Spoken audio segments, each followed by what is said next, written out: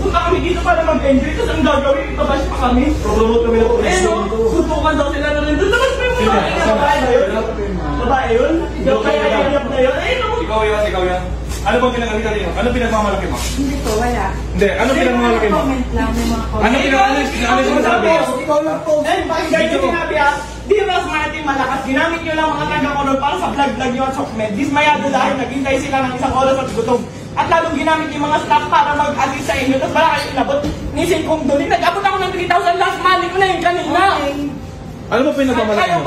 Sino po ba kayo dito? Wala po, staff. Sino kayo dito? Ha? Bakit hindi ka nabigyan? Ay, hindi Pumunta kami dito para tumulong at i-promote yung buron.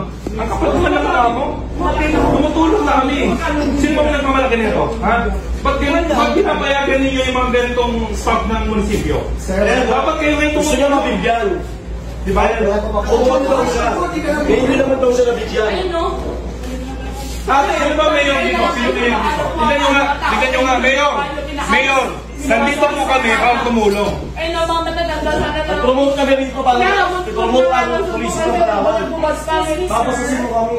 Excuse me, sir. Oo. Wala po ngayon munisipyo. Oo nga, teka lang. Sino po yung mayor dito?